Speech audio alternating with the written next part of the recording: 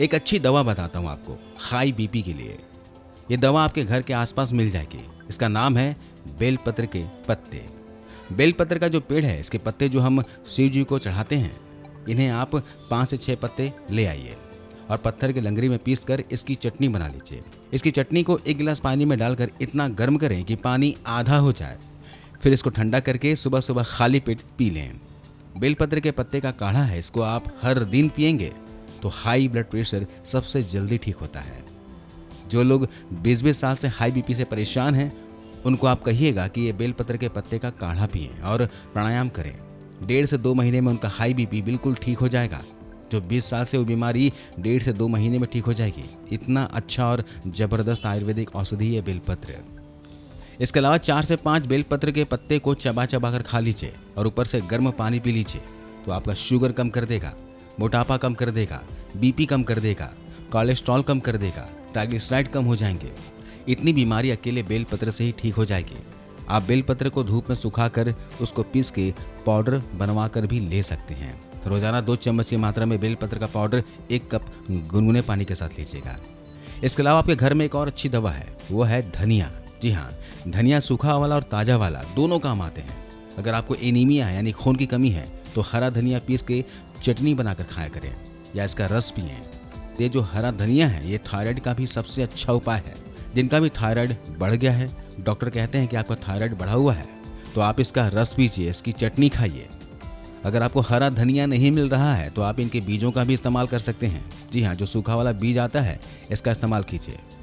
आप 2 चम्मच की मात्रा में बीजों को पानी में भिगोकर रात भर के लिए छोड़ दीजिए। सुबह गर्म करके छान कर खाली पेट सिप सिप करके पी लें। इससे भी थायराइड आपका कंट्रोल होगा। इसके अलावा तुलसी हम सबके घर में है ना? ऐसा कोई शायद घर ना मिले जहाँ पर तुलसी ना हो। एक तुलसी ऐसी होती है जिसको हम लोग राम तुलसी कहते हैं और एक है जिनको हम श्याम तुलसी कहते हैं। राम तुलसी का रंग हल्का हरा होता है और जो श्याम तुलसी होती है उसका रंग बहुत गहरा हरा होता है। कभी कभी वो दिखने में काली भी दिखाई देती है, इसलिए उसको श्याम तुलसी कहते हैं। तो जो श्याम तुलसी है, इसी के औषधीय गुण हैं। राम तुलसी में ज़्यादा औषधीय गुण नहीं होते हैं, तो घर में लगाना है तो आपको हमेशा श्याम तुलसी ही लगाइए। तुलसी की विशेषता ये है कि ये कभी भी लगाई जा सकती है। साल में किसी भी महीने में आप इसका रोपण कर सकते हैं।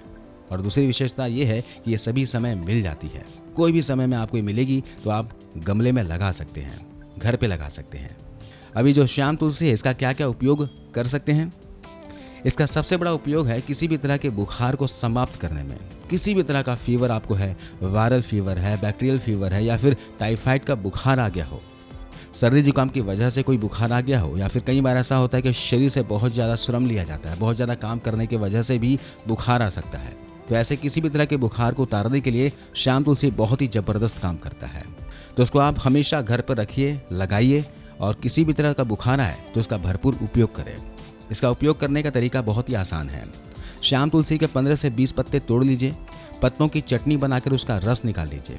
इस रस को गर्म कर दीजिए और इसमें थोड़ा सा गुड़ मिला दीजिए। अगर आप शहद खा सकते हैं तो थोड़ा सा शहद मिलाकर भी ले सकते हैं। 1-1 चम्मच सुबह, दोपहर और शाम अगर इस तरह से लेंगे तो किसी भी तरह के बुखार को ये तोड़ देगा। जी हाँ, बुखार को उतार देगा। जो मेडिकल में मिलता है क्रोसिन, पैरासिटामोल, ये जो काम करती है वही काम ये तुलसी करती है। बहुत ही अद्भुत है किसी भी तरह के बुखार को तोड़ने में। काढ़ा कैसे बनाना है?